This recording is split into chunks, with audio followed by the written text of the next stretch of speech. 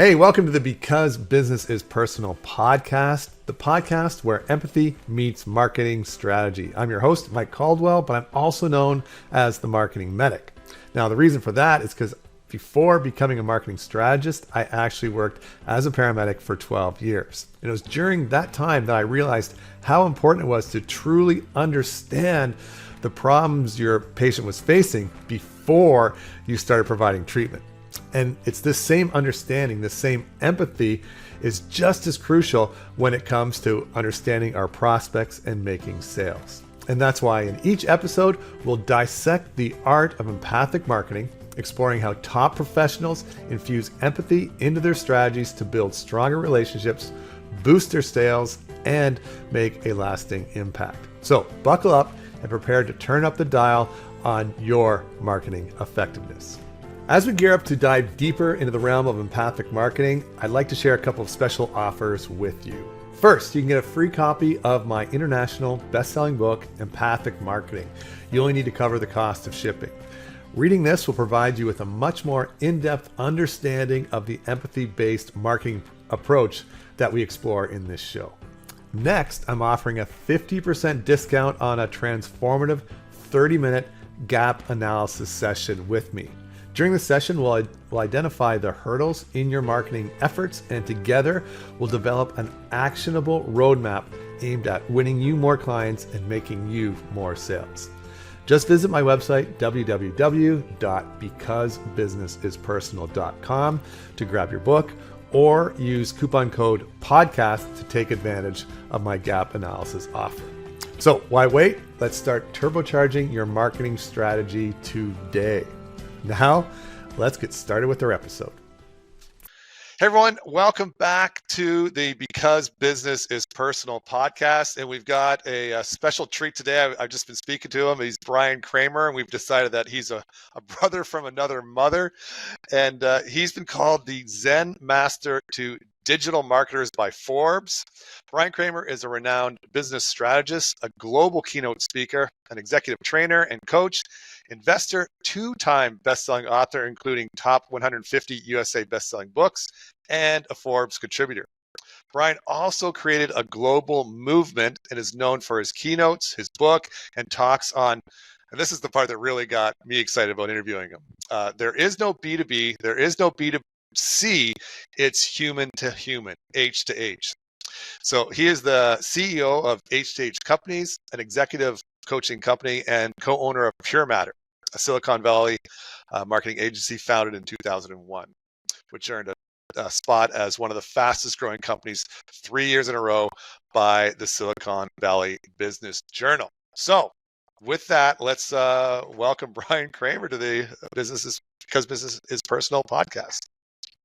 Oh, Mike, thank you so much. That was really nice of you. I appreciate it. Thanks. Yeah. So you and I are big on the H to H connection. I'm empathic marketing because business is personal. So before we dive into the business aspect of things, I like to start with a more personal thing. So what's something that's non-business related about you that our listeners may find interesting or, quirky in some way? Let's see. I think probably the most quirky thing about me is what my wife called me since day one, which is Gaylord Fokker, which is my nickname that other friends have come to know too. Because we saw that movie together when we were first dating, and I was sitting there not totally laughing at the movie, and she looked at me afterwards and she's like, "How could you not laugh at that?" And I'm like, "Because that's my life." And she said, "Well, if you're going to learn, you have to learn to embrace your inner Gaylord Fokker, or I'm never going to marry you." And I'm like, that is a woman worth marrying, and I'm going to embrace it starting right now. So ever since then, I've embraced it, and I've done all the things. So those are that would explain the quirky side of me. All right. So it's funny because my wife and I were on vacation not too long ago, and we didn't have many channels in our room. and whatever channels we got was just playing all the Fokker movies, like back to back to back. So we watched them all in different pieces. So I've watched it recently, Meet the Fockers. But how do you relate to Gaylord? What traits do you share with him? Oh man. I do stupid shit. So, it's definitely very very random, the stuff that happens. The volleyball scene, been there, done that. Okay, yep. So, setting stuff on fire by accident, been there, done that. The list goes on, man. I've been in a Formula One race by accident in my Honda Accord, Civic, I should say, and that was not on purpose, and not my finest moment. The list just goes on. I've done stuff, and I'll own it. I'm the cause. So, it's who I am, and I think there's a little Fokker in us all. So, the more that we embrace it, the more we will be better off. Well, another time we'll have to discuss more about that F1 thing. And the reason I say that is because the way I introduce most of my talks is that I say, okay, imagine I show up to a race in my Ram 1500 pickup truck, and Max Verstappen is there, and we switch vehicles. Okay, we're on the Monaco course. Who's going to win that race? Like me in Max's F1 car, or him in my pickup truck? Who do you think would win, Brian? I'm going to go with you as an obscure reason, and you're about to tell me why. But no, it's not an I don't understand why. I'm just going to go with that because that's just the answer is Max is going to win, even driving my truck, because he's a better driver. Like he can drive so much better than I can drive. It doesn't matter what vehicles he's in. And if I'm in an F1 car, I've never been in an F1 car, so you can imagine how I'm probably going to control that thing, right? And the reason I start with that, because so many businesses today, they focus on the things, like their websites and their ads and their emails, and they don't focus on the message.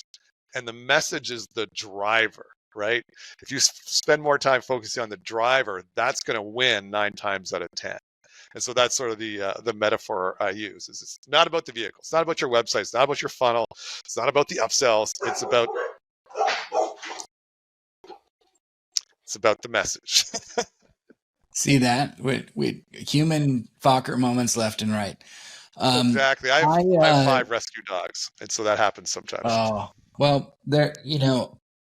What I love about that is it's all in how we learn, and acknowledge like where our blind spots are, and then show up and learn from those blind spots and be able to create more. And then that along with the message, as you said, is just critical. Being a brand marketing guy, I totally get that. That makes a lot of sense. So what did you do prior to becoming, this Forge consultant and all the rest of it? Did you have a day job? We had a marketing agency for 22 years. So you just started with that.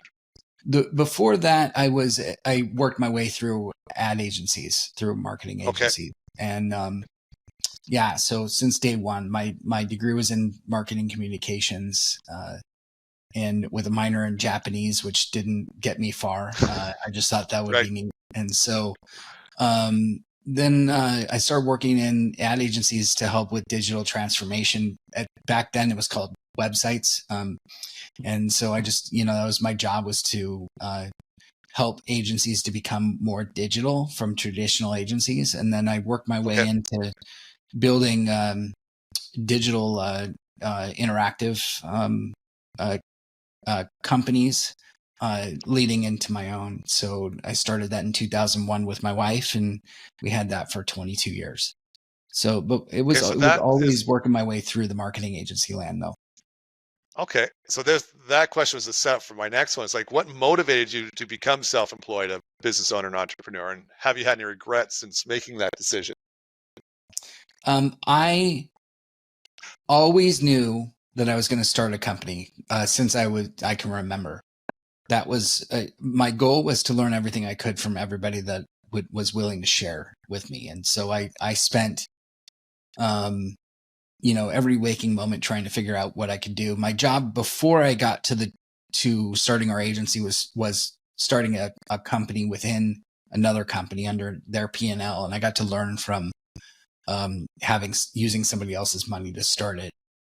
And we grew from three people to 77 people, and it really it gave me such an education in operations and sales and HR and marketing and ourselves and all kinds of things. So, that was the impetus really was behind learning what could I do so that when it was time, I would be able to do it. So the answer to your question is yes. Regrets. Yeah, every other day, I regret it. And then every other day I don't. So, I'm half kidding. I've hit some high highs and some low lows, and on those lows, are the good days to have a few regrets, and that's when the saboteur comes up and says, "What are you doing?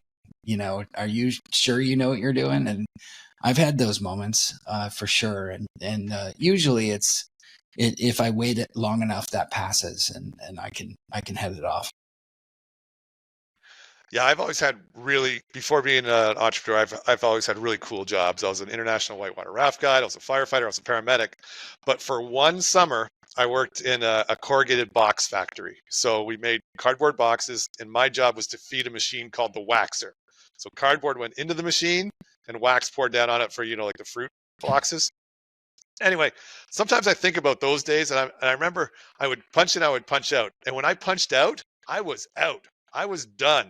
I did not think about work until my next shift. Like it wasn't something like, as an entrepreneur, as a business owner, is there anything else we ever think about? Like it's always somewhere rattling in our brain, what we're doing and how we're doing it, what we need to do next. And so sometimes I look back with fondness on that menial, like blue collar job of feeding cardboard into a wax machine.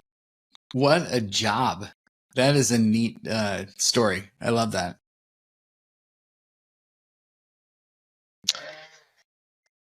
So I'm just going to pause for a second, and I'm going to kick these dogs outside. Okay. They usually don't play at this time of day, and my wife's not home to take them for a walk. One sec.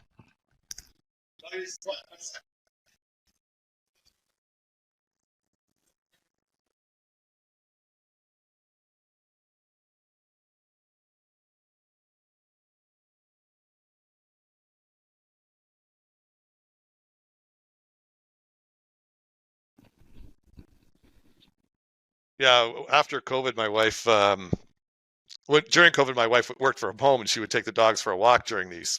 But now she works for the federal government, and they have to go in 2 days a week. And this is one of her days where she's back at work. So all good. Anyways, stuff happens. I get it. Yes, we'll resume. All right. Well, thanks, Bryan. Can you share an interesting story about a major challenge you faced in your business and what you did to overcome that? Oh God, which one? Which one? The biggest challenge that I faced was my burnout. I burned out massively when I was traveling 200 days a year speaking and running the agency from the road. And it was just a really great time in my life, and also a painful time in my life, because I was eating my way through every country and drinking my way through every country and every hotel bar. And it was just exciting, especially from the outside looking in, using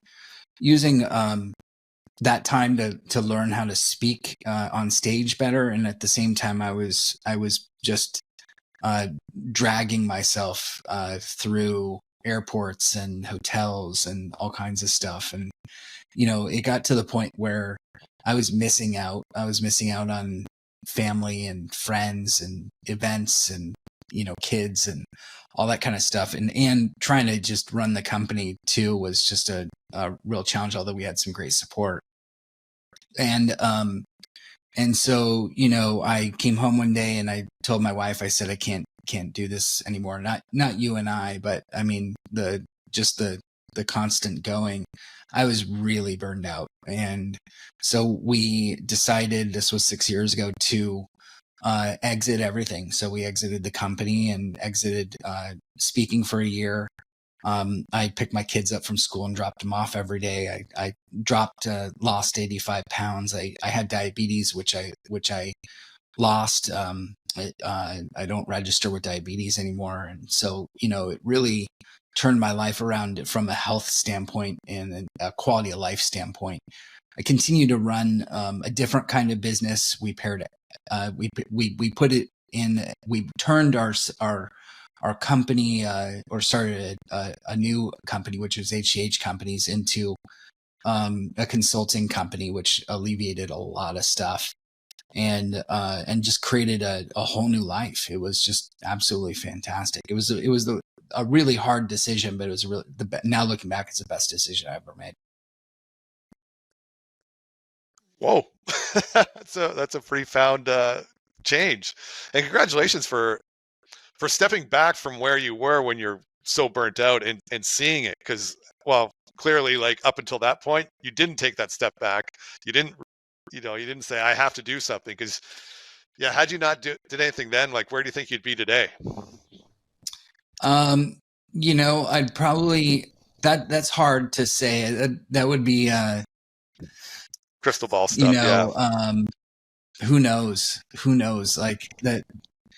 I try not to say what if or what could have been, because my head goes to that saboteur side. But most likely I would probably still be running a different kind of company and growing it. But I would have either, I don't know. I really could have been on a path to being worse off. That's the path that I was on. I was on a really bad path, and so I don't think it would have turned out so well, is the honest answer. Cool. I'm glad you made the change when you did. So let's focus more on what you primarily talk about. So how do brilliant companies build trust at the center? What do they do for that? Building trust at the center is kind of, we all talk about putting the customer at the center, but I really think that we need to put trust at the center first and talk about trust as the priority, because I think, trust starts with both internal at your organization as well as external with your customer. How do we build trust at both ends? If we're making every decision with, what is the next right thing for us to do? And are we doing the right thing by our employee and by our customer? I think that's important. Are we making are we communicating in a trustworthy way? All the questions. But at the end of the day, I think that we've lost our way a little bit, and we're looking. A lot of companies are looking at, how do I automate? How do I use AI? How do I use technology? How do I use all these different tools, now up and coming VR and AR and all this stuff, to create connection with customers? But that's not going to create more trust. It's just going to create more automation. And, so putting in the human factor and keeping the human factor at the center, which equates to trust, is the most vital thing that we could be doing right now. Right. Actually, I was building a slide for a presentation just yesterday, and I was building a slide on this topic, and it's just like the amount of distrust that's out there, especially a lot of it comes from social media, right? And one of the slides I saw was the filters that are used in social media. So people you see online, they don't look like that because they've got a filter, right? It showed like this quite attractive, a reasonably attractive 30-something-year-old woman, but the filter that she used made her look like a cover model, like a movie star, because the filter made her look that much better. So we weren't seeing her true self, right? And then just some of the clickbait stuff. Like, we're seeing so much clickbait that we keep getting burned on. And the one I used was a man tries to hug a lion. You wouldn't believe what happened next, right? And so you have to click on it, and you don't get the answer because it's just clickbait, right? And then the funniest one I saw is because this happened in real life. And so there was an article about these two deputies in Georgia or something who went on this killing spree and were just like killing people like crazy, and nothing was being done about it. And one of my friends, we're up in Canada, right? And one of my friends in Canada posted about this because, sometimes Canadians think Americans are a little crazy with the whole gun stuff or whatever. But those politics aside, she was posting about this, about like what is happening in the U.S. Like, these two sheriffs are going nuts. Do you know who those deputies were? They were the two deputies from Walking Dead. Wow. Yes, it was a TV show, but somehow something got twisted somewhere that it was portrayed that these two deputies were real life deputies, and they were killing zombies on the TV show, but in this post it had these two deputies that were and this was being portrayed as news, like these two crazy deputies in Georgia killing people, but really they were the Walking Dead deputies. Anyway, my point is that we're seeing all this stuff online, and because she shared that as news out of Georgia, right? And so if I was to believe her, then I'd be. Anyways, yeah, there's just so much distrust out there because of stuff like that. And so how do you break that as a business? How do you break that cycle? First of all, how random is it that those deputies were from The Walking Dead? That's crazy. Yeah, there's so much it just out goes there to show how extreme something can be. And right? like my friend, she's well educated. She makes a lot of money. She's an executive at her company. Like, she's a smart, educated person. Yeah. But somehow she still bought into this thing, and it's it's frightening. That's the thing. It's that whole trust but verify. I think that there's three things that goes into building trust. The first one's simplicity. What brand do you know that you think it embraces simplicity? A Coke is pretty simple, I think. Yeah, totally. That's a good one. Yeah, I think Apple's pretty good at simplicity as well. They're kind of I was going to say that first. an easy answer, but they really do embrace it. How about now? This is a softball for you because of how you wrote a book. But how about empathy? Which brand embraces empathy? I'm just going to be a little bit controversial here, and I'm going to say like the most empathic brand on the planet is Donald Trump. Trump understands his audience unlike anybody I've ever seen before. He knows exactly what they want. He knows exactly what their problems are, and he tells them exactly what they want to hear. Like, he is. Wow. And I'm not saying I'm for or against Trump. I'm staying in the middle, but I'm planting my flag saying there is no more empathic being on the planet than Trump, because he understands his audience better than anybody I've ever seen in my life. Wow, that is an answer I never thought I would hear, and I love the controversial nature in it too. I might throw Amazon in there. Because for the most part you can return almost every product without question. And when you're talking about trust, yes, yeah. So that not a lot of local stores or stores in general allow easy return, and they've just managed to figure it out. What about imperfection? Who do you think embraces imperfection? Embraces imperfection. I could say embraces their inner Gaylord Fokker moments, but we'll go with imperfection. Oh, that's a tough one. Yeah, Yeah, I'm going to stumble for too long thinking that. So just, yeah, feed me the answer there. I don't know if there is just one, but you know, like Dove embraces the imperfection of skin in a lot of their marketing, their advertising. That nonprofits like Red Cross, does a good job. There's a lot of imperfection, humanity type of companies that embrace it. I can tell you the company that doesn't embrace all three is Facebook, or at least in my opinion. There's no simplicity in that brand. There's not really any embracement of empathy. And they try to be,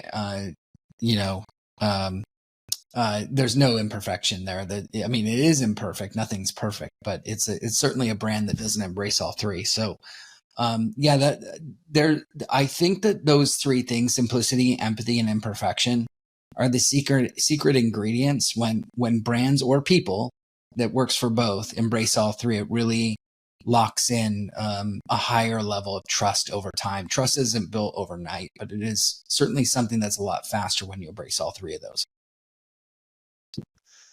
Yeah, for any of us who have advertised on Facebook, we certainly can relate to that empathy thing. I had a client, we were spending $10,000 a week, which is, significant money. And we had our ad account shut down. And I was the ads manager, and I was following the rules. Like, I wasn't breaking any rules. And I just tried to reach out to Facebook, and I said, can you tell me what I did wrong? And I finally got some answers back that I could there's no way they could reopen my account, but I could create a new account. And I said, I'll happily do that, but I'm going to continue doing what I was doing because I didn't know I was doing anything wrong. So if you could just, share with me what mistakes I was making, ignorantly, I'll be sure not to do that in the future. But they wouldn't tell me. They're like, sorry, that's like proprietary information. I'm like, do you want me to spend money on your platform or not? Like, I want to work with you. And they were like, no, we don't work with people. Like, we take your money, and we've got enough business that we're in the take or leave of business. Nailed it. Yeah. Nailed it. It was horrible working with those people. Absolutely. And that's and so then I also do advertising on Google. And we weren't spending a lot of money, but I could call somebody on Google and talk to a real person, and within his ability, he would do everything he could to help me. And he was very transparent, and it was such a different experience. Like, Google on the ad side of things had a lot more empathy because I told him, I'm like, listen, dude, I'm new to Google Ads. I don't know what I'm doing. I need your help. Right. And he was like, okay, I get it. Here's what we need to do. And he held my hand all along the way. And Facebook was not like that at all. It makes a difference. It makes a huge difference. And, we'll be more likely to spend a little more of our dollars in a brand that we trust. That's correct. Yeah. So along the same line. So, like, how do we learn how to speak and market and sell human to human? Part of it, a lot of it is what we just talked about: the simplicity, empathy, and imperfection. There's one more ingredient to how we talk, and that's intimacy. Intimacy, or as I like to call it, into me you see, is giving people transparency into what's going on. When you add that ingredient into how we communicate, intimacy is a deepening of a relationship over time. And when you peel back that proverbial layer of the onion and create more intimacy with your customer, your potential customer, like when you have, there's this great conversation that happened with Amazon on Amazon support on their chat, and this one support specialist already knew the person had ordered Valhalla, this book from Thor, and it didn't arrive because of his profile. because of the data that they had. And he said, "May I call you Thor?"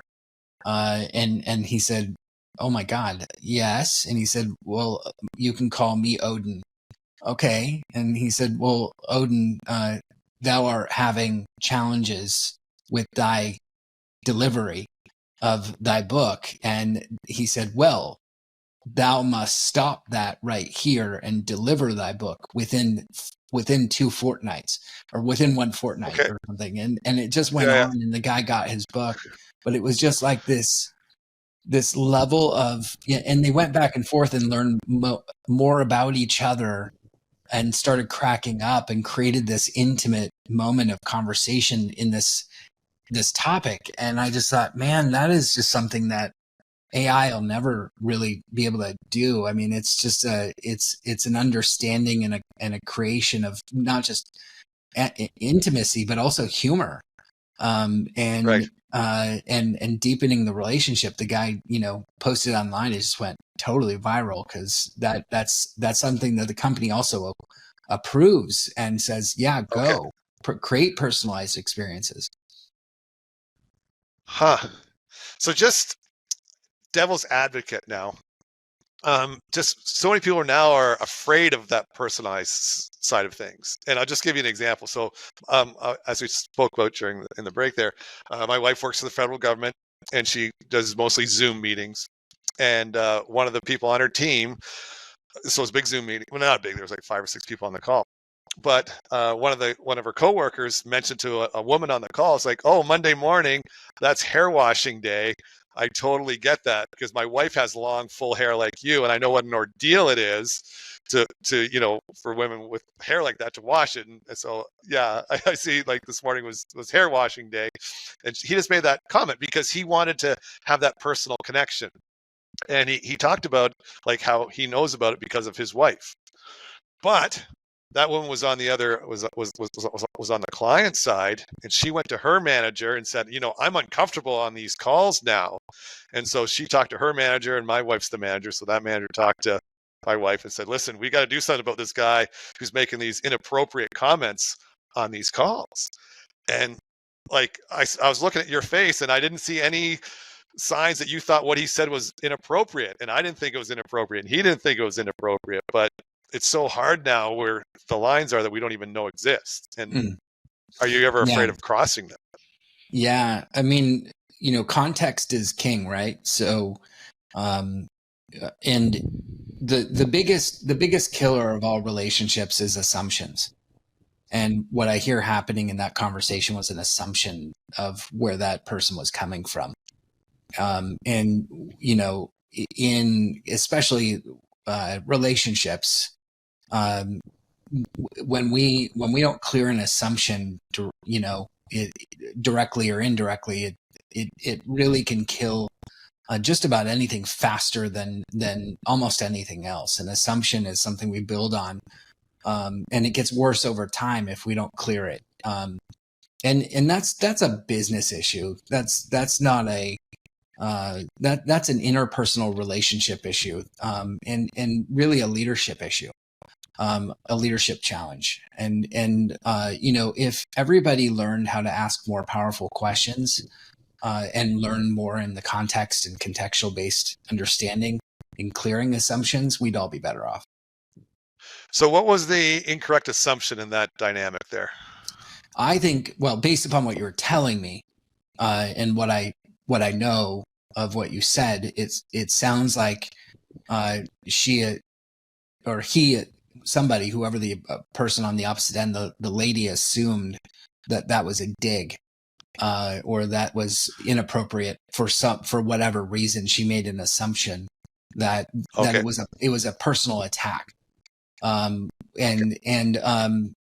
so clearing that assumption simply by saying, where are you coming from? Can you tell me more?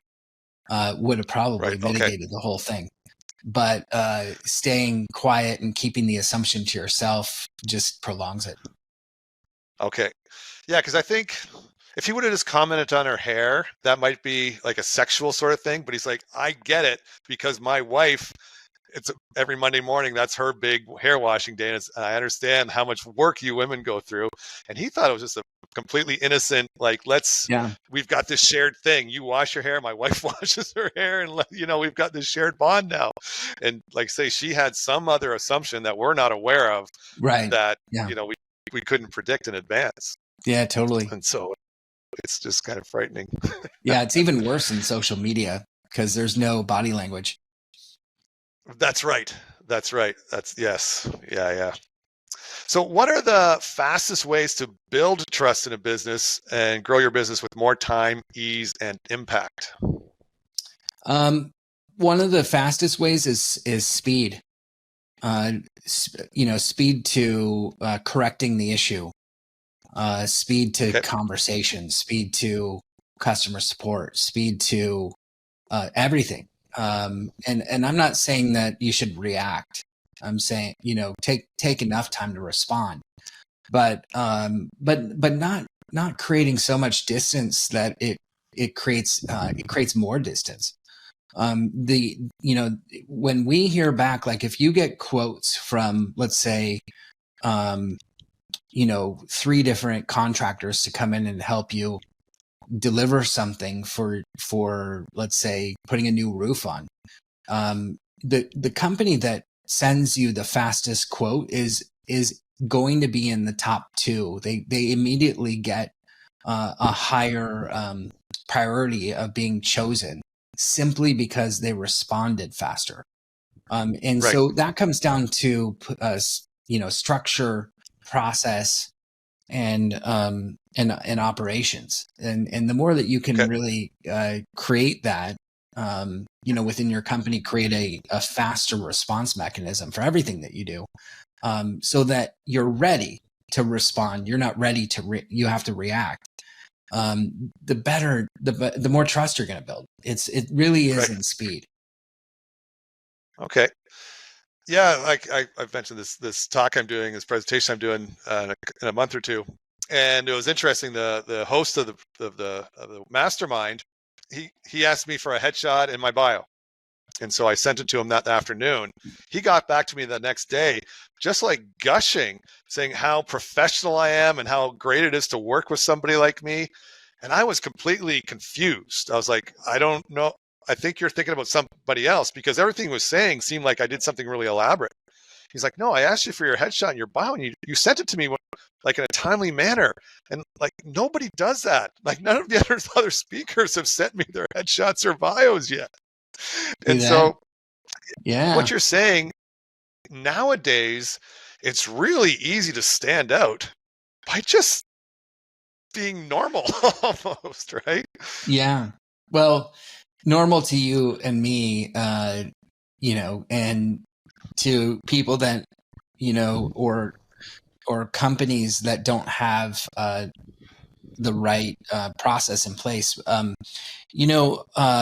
got a tweet one time from, this is when Virgin America was around, and I tweeted from the airplane saying I had my coffee, my electric plug, and my Wi-Fi.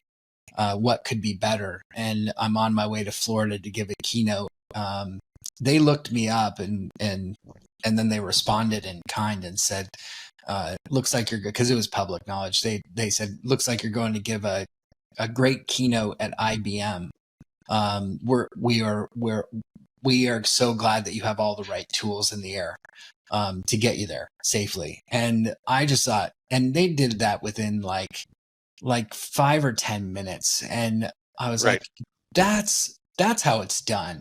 That's how, and I screenshotted it and I put it in my keynote for the next day. So not only did they respond well, but, I gave them some airtime as well. It's that kind of stuff that just goes a long way. It's not just even responding, but putting that added, like, they didn't know I was speaking at IBM, but it's public knowledge. If you do a simple Google search, now all of a sudden it's like, you just took it to a whole new level. That's right. Yeah. What used to be small things, I think, are bigger things now. And what's interesting, and you said this at the start of the talk, is that so many businesses are trying to consciously move away from that. They're trying to automate everything, make everything more mechanical. And I think AI actually might be able to replicate that eventually, but right now it's not there. And I don't think we should be fully automating everything at this point in the game. No, definitely not. So where do you see AI playing a role in today's marketplace and maybe moving forward? Everywhere. Everywhere. Okay, yeah. It's and it's just gonna grow. It's funny. I was on an interview this morning. I was talking about how my first Mac computer. It was a Mac SE or a Mac Plus. I can't remember. But it had 4 megabytes, not gigabytes, megabytes. And right. I had a bulletin board system, for anyone who remembers what that is, with a dial-up modem, dual band, 2400 baud. And I just sat there and waited for any one of my friends who had the phone number to just dial in and try it out.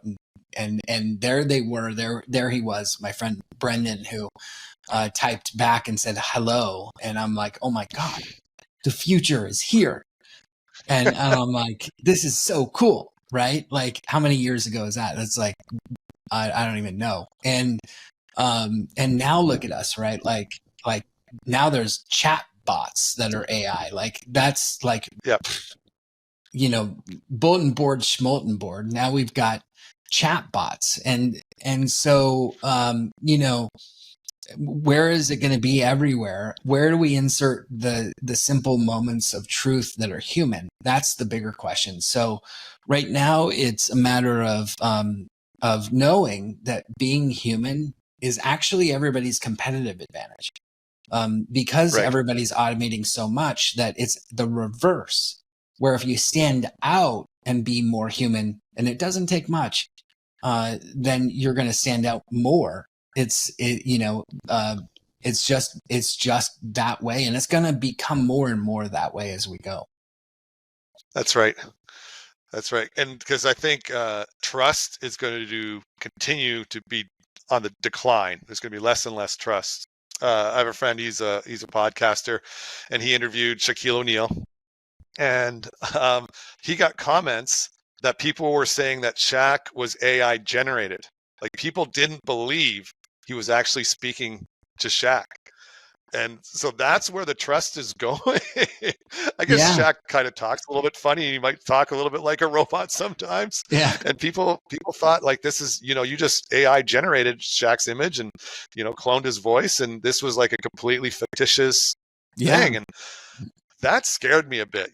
People, we used to trust what we could see, but now we can't do that anymore, because if it's on the screen and we're seeing it, we have no idea. Like, just look at movies now. Like, there's no way you can tell what's a green. Like, Tom Cruise, he's about the only guy that actually takes a motorcycle off a cliff. Like, ironically, Iceman in Top Gun his voice was AI generated. Are you serious? Because he couldn't talk, because he's got a trachea in his throat, and so they used software to generate his voice during that whole conversation, and they took pieces of his past all of his movie and Top Gun acting experiences and pieced it together and created the voice that we all heard to do that, so that he could appear, because Tom Cruise was saying that we're not doing this movie without him, and they're like, well, we don't have a voice.